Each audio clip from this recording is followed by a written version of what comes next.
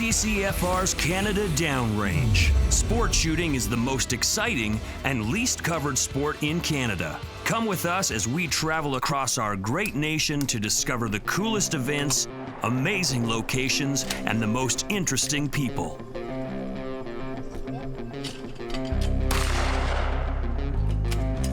Today on CCFR's Canada Downrange, we head to Winnipeg, Manitoba for two separate events. First, we head to St. Hubertus Game and Fish Association Range, where the MSCA is holding a sporting clay event. Then we get a glimpse into the IPSC Nationals held at the Selkirk Game and Fish Association. Sporting clays. Okay. So we set up 5 stations. There's 5 shooters and then multiple machines. We happen to use 5 machines, but you can have 6, 7 machines. And we vary the presentations, and people shoot a round of 25 targets.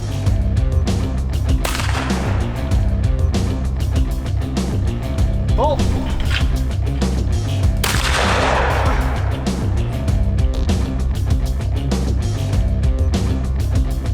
There's 39.5 stand. Then we have our spring, what we call our spring opening shoot, where we're for the members. We do rifle, shotgun, and .22. It's a fun event. Then we do sporting clay events. We do about 1 a month throughout the summer. And we do, like this Saturday Sunday we're doing a fundraiser for the Manitoba Federation, things like that. Okay. And in the fall we'll have our sort of fall shoot as well, where we do trap and then .22. And again, prizes.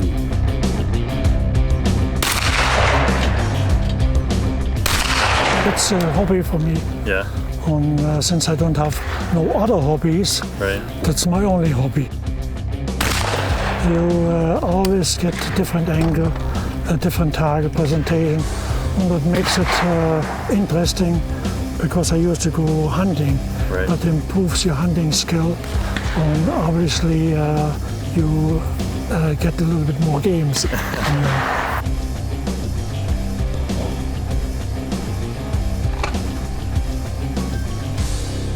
I had trouble with my right eye. I can't focus anymore. It's blurry. And I went over here, but the doctor and he couldn't help. So I tried to shoot left-handed. Right. On left hand, somehow it doesn't work for me. Okay. I'm a born right-hander and I have to stick with right hand. So what I did is I mounted a tent post beside my upper barrel. Yep. And I'm mounting my gun right-handed, but I'm shooting my left eye. Right. So when I have it pretty much figured out now, it took me a while, but now I know where I have to look in order to hit the target.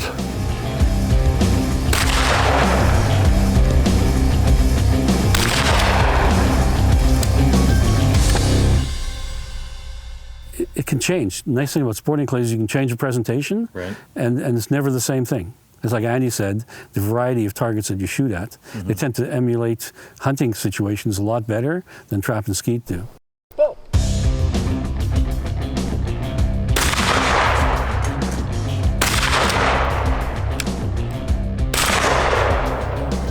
Don't worry about how you're shooting. Everybody starts somewhere, right? And we all started missing.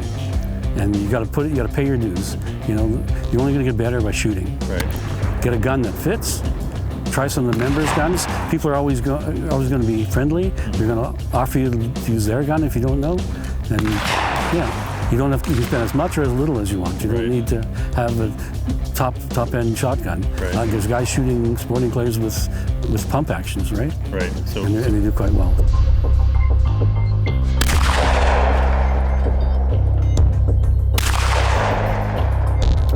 Good shooting. Thank you.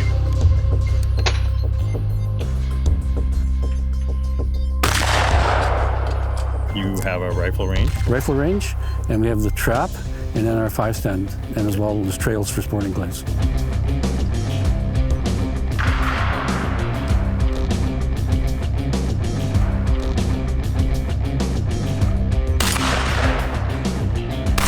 Yeah, I guarantee I can go to any range in this country. I don't care if they're shotgunners, if they're precision shooters, if they're pistol or IPSC, they're always going to be friendly. They're going to be there. They're going to show you their sport, and they love it. For more information on sporting clays in Manitoba, please go to facebook.com/Manitoba Sporting Clays. Remember, if you don't stand up for your own ability to own and use firearms, who will? Join the CCFR or donate right now at www.firearmrights.ca.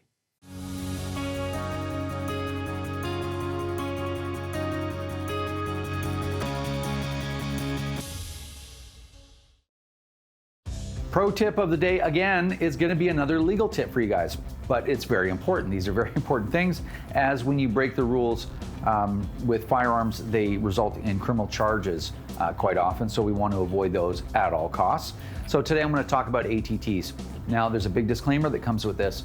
ATTs seem to be the favorite thing for the government to tinker around with. So pre-Bill C-42, which is a common sense Firearms Licensing Act that came into received royal assent a few years ago, there was a certain structure for ATTs. We're talking about authorizations to transport restricted firearms. You do not need an ATT for a non-restricted firearm.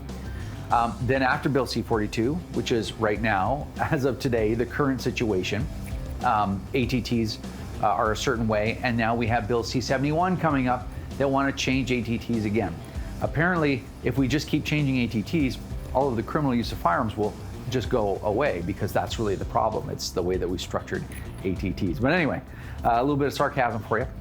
What I did want to discuss with you to make sure that you are in compliance is a couple of things real quick, and I'm going to try to make it as quick as I possibly can.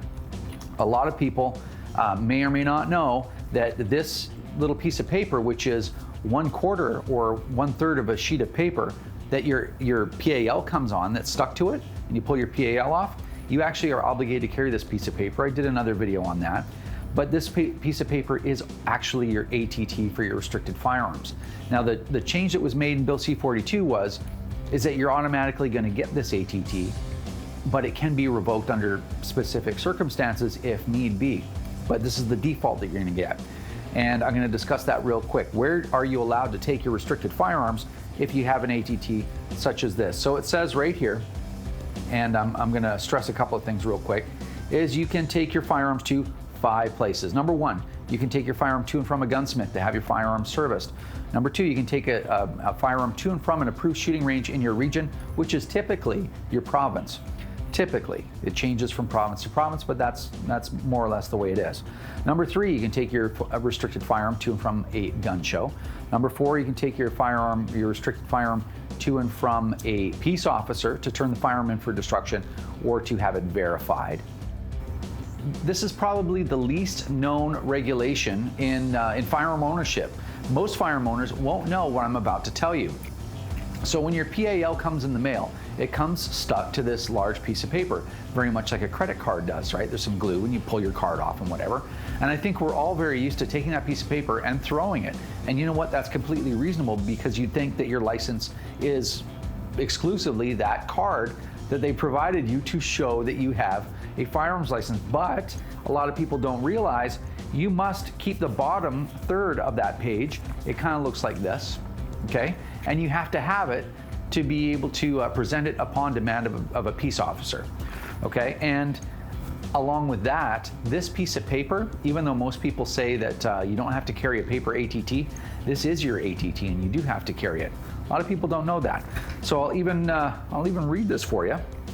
It says here on the back of it, special conditions, because where the special conditions of your license is.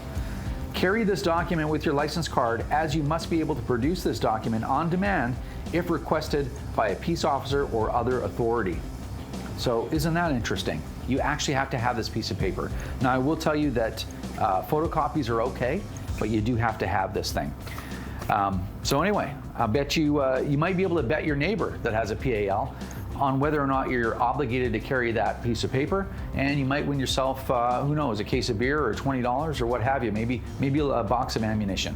So hopefully that helps and keeps you out of trouble. Don't forget, this piece of paper that comes with your PAL, you do need to be able to have that with you and show it upon request if you are carrying a firearm with you anywhere. Hopefully that helps, and we'll see you soon.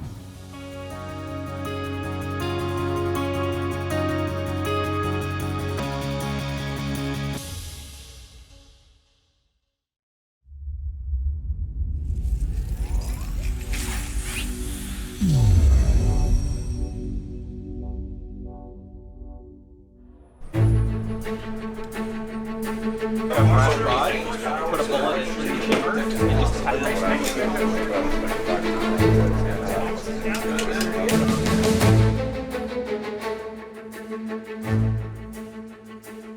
ready? Stand by.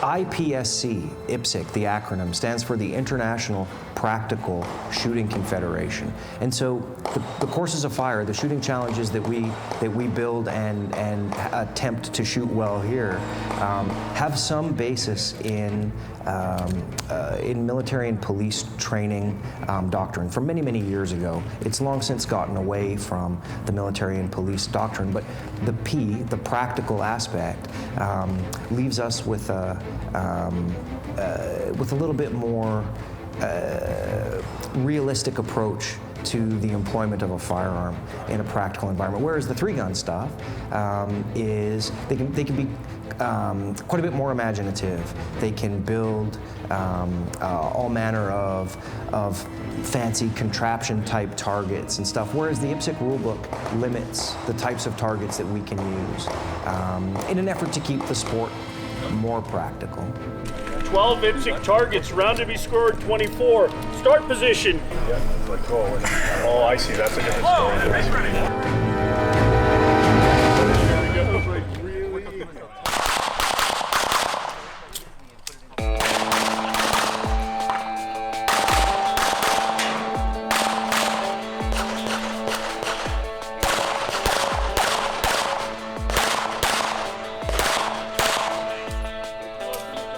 So many new friends here. Yeah. Those people who run the matches at different provinces, and all of them are inviting me. So that's good.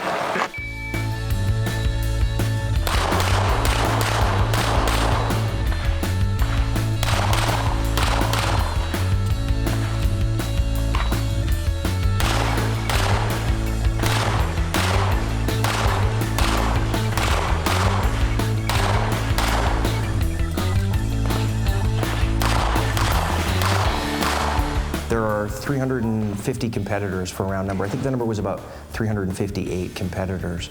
And we hear an awful lot in the popular media about the scourge of firearms use. And we were doing a little math on the way out here this morning as we drove out to the shoot-off. 350 competitors shooting each about 335 rounds. There were about 125,000 rounds of handgun ammunition fired on this range over the last 4 days. Not one person was hurt. There was not one round fired in anger. And I think we represent one of the best examples of a sporting use of firearms. When people suggest that there's no good that can come from a handgun, they need nothing more than to come out here and watch 350 people from all across Canada, from all walks of life, from all age groups. You know, we've got competitors here as young as 16. We've got competitors here as old as, you know, their mid-70s. Can't trust it. Turn around. Look at a turn, okay? Are you ready?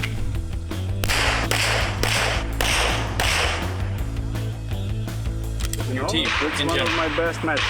Yeah? Yes. Actually, we have pretty tough matches in Ontario. That's why this one seems to be very interesting.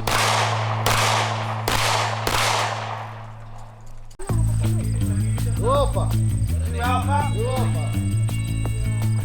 There's nothing wrong with it.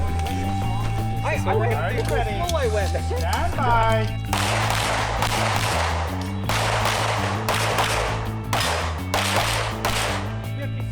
IPSC in Canada is divided into sections. So Canada is considered a region under the international body, and then each province is a section.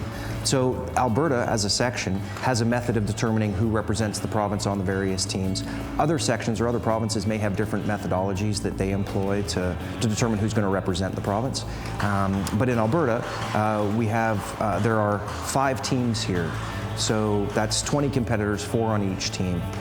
They're standard division, classic division, open division, production optics division.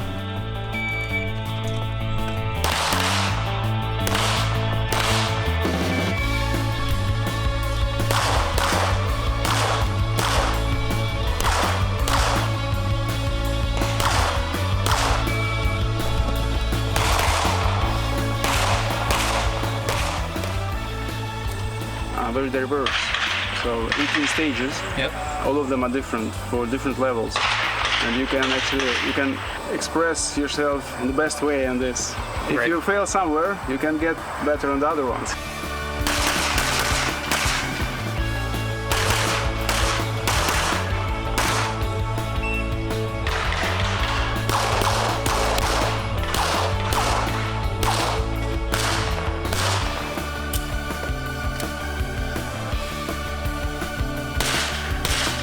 Handgun shooting as a sport is extremely popular. The equipment is accessible in terms of cost.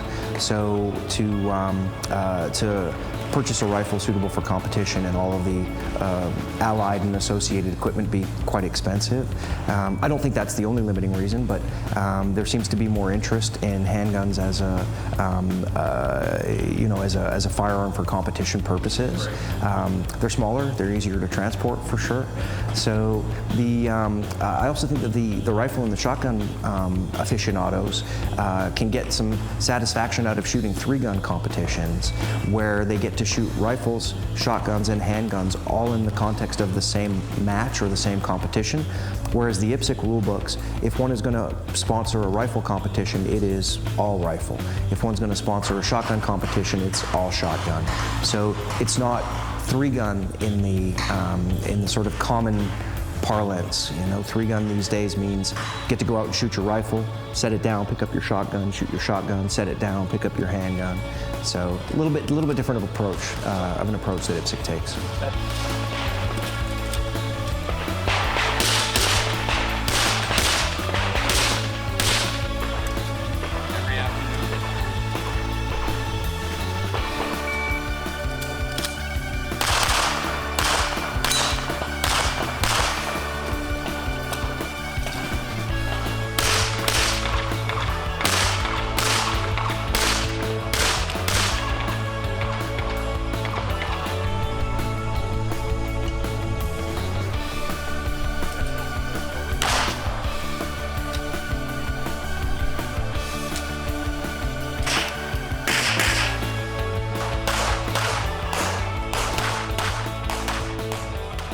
People will often ask, what gun should I buy to shoot IPSC with? And my standard answer is, buy a gun that you like to shoot, and there'll be a division that gun will be appropriate for use in. So the divisions are, the demarcation point from one division to the next is based upon the hardware, that is to say the physical characteristics of a particular handgun.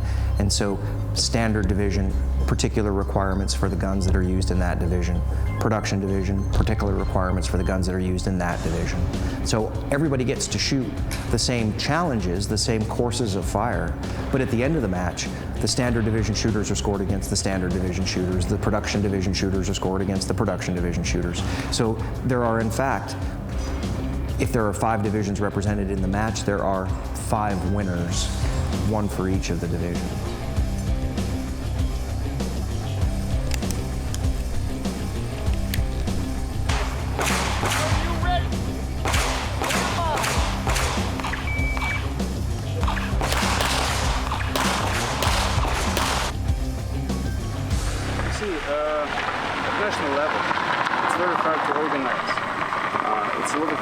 That's why not so many clubs want to organize nationals. I would like to say that people, please make some effort to organize those matches at different provinces. Call, we will come and help you. Just please take this up. It's very important for IPSC.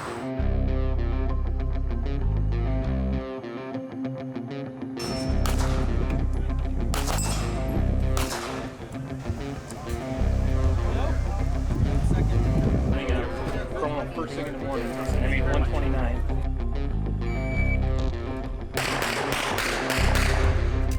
We see handguns used responsibly for entertainment, for sport, for building relationships between provinces. And that's not a side that I think most people have an opportunity to see, a side of the firearm and in particular the handgun world that most people have a chance to see. to learn more about IPSC Canada, please visit ipsc-canada.org.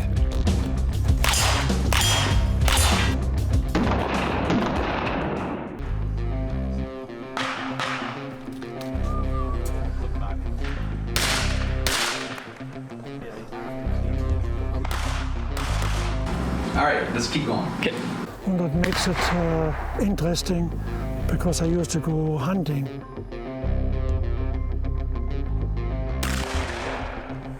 Shooting is a lot of fun, and it's a terrific way to turn some money into noise.